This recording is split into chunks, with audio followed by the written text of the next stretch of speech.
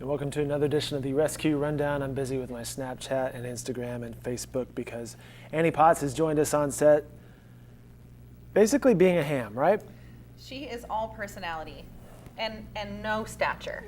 She's a very short gal with a big personality. But she knew when to turn towards the cameras. Absolutely, you know? She's a star. I mean, she was flattering us a second ago, and then now she's like, oh, I'm going to talk to the audience, to the people. That's right. Abby Wolfe from the Central Oklahoma Humane Society joins us on the couch this morning. Great to see you again. Good to see you as well. What do we know about Miss Annie Potts? Miss Annie Potts, we have her listed at about 3 years old, but we think because of the way she acts and her personality, she might lean a little bit more towards the 4 or 5. What do you mean by that? She is really well trained. She's very mild mannered, which means that she slowed down a little bit from her puppy years.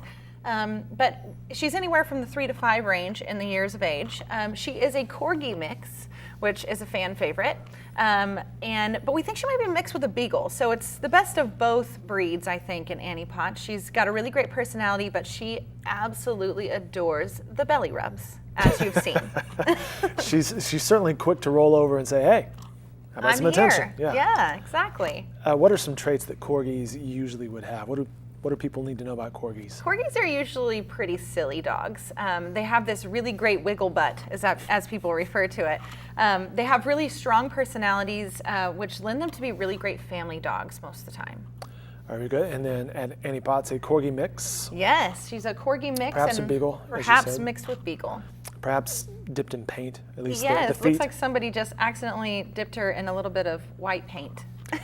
All right, and if someone's interested in Annie Potts or perhaps another dog that looks like Annie Potts, Central Oklahoma Humane is the place to go. That's right. She's going to be at 7500 Northwestern, and today is her grand debut in the adoption center. So we're looking forward to seeing if she finds her family today and if today is her gotcha day. Well, today on the Rescue Rundown, our topic is not so humane things when it comes to your cat or dog. And let's just lead off with the leashes. Yeah, you know, a lot of people, when they struggle to train their pets on leashes, they struggle with learning those types of behaviors that humans can do to train dogs a little bit better, and they end up using a choke collar. A lot of these choke chains are designed to pull on or pinch the animal's neck whenever they are pulling on the leash. The problem is most people don't use them correctly. They leave them on too long. They become a part of the animal's actual, everyday activities. People are putting the tags on. Exactly, yeah. They become a permanent fixture of something that should be used very sparingly. But also they just hurt the dog and can lead to a lot of nerve damage in necks and also asphyxiation, especially if they get hung on that chain. Ugh, geez. So the choke collar is more for training, more for, hey, don't do this, or... And it's only if you absolutely have to. There are so many methods, especially to leash training, that you can use. And there are other types of leashes that work just as well that are more humane. We sell a Weiss Walkie at our adoption center. I think we're the only folks in Oklahoma right now selling the Weiss Walkie. And it is a softer, more humane version that squeezes the rib cage and doesn't choke the animal in any form or fashion. It's really great. All my pets have them, and I have seen a great change in the way that they behave on a leash. And this is some footage you provided us of the Weiss Walkie, and That's there right. You can see it goes around the ribs. That's right. It hooks to just a regular collar and kind of squeezes the rib cage without choking anyone.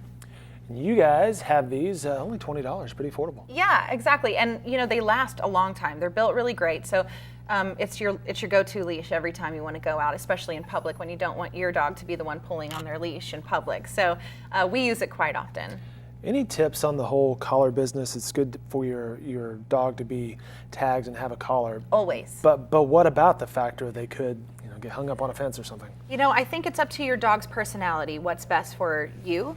There's other options besides collars. Of course, collars are the go-to. They're the easiest way for somebody to identify your pet, but you can also microchip your pets and other methods to basically, keep track of your pet. Right, sure. We're chatting with Abby Wolfe from the Central Oklahoma Humane Society and the Rescue Rundown. We're getting close to our 50th episode, by the way. Yeah. What about cats? And talking about not so humane ways of handling your cat or dog. Cats and declawing. Yeah, a lot of people don't realize that when you declaw a cat, you're actually taking its first knuckle. That's just not, it cannot be very comfortable. Yeah, exactly. And there are so many great, comfortable ways to get that scratching out of your cat system, but then also to just kind of change those behaviors. So we've talked before about the silicone caps that can go on cat's nails. Yep.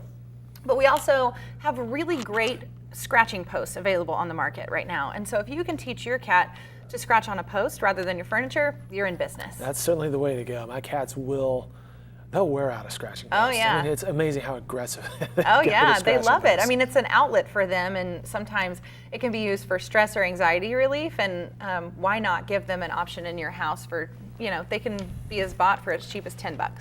Oh, you're right. And all the Yeah. pet stores and Target, you can pick up Exactly. a scratching post. All right, back to the dogs.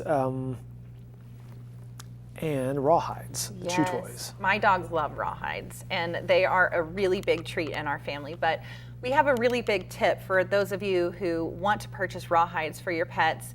Rawhides, if not bought in the United States or made in the United States, can actually contain formaldehyde and other nasty chemicals that can be slowly poisoning your pets. So that can't be good for the dog or cat. Yeah, Well, often. in this case, the dog. Exactly. And so we often see rawhides from China. It's just best to buy from the United States, where we have higher standards of what actually goes into our pets' treats and food.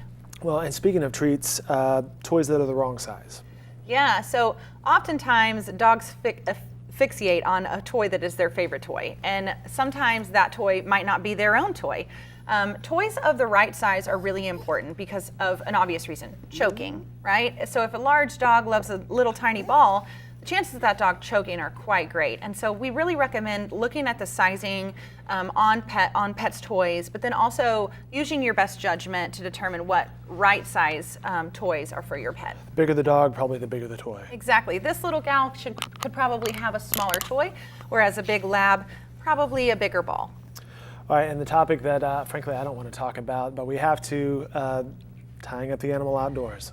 Yeah, in Oklahoma, this is still something that we see quite often. And I think most people tie up their pets outside because there is some kind of behavior that they are frustrated with. There's some kind of behavior that they think that they need to change, and because they can't change it, they tie up their pet as a last resort. Before tying up a pet, I think it's really important to understand why they can't be tied up. Dogs, just like humans, have the fight or flight in them, and it is totally against their first instinct to be tied up and helpless, essentially, if something were to happen to them. But then also it can really destroy a dog's emotional and physical state. So tying up a dog should be a very last resort, if never.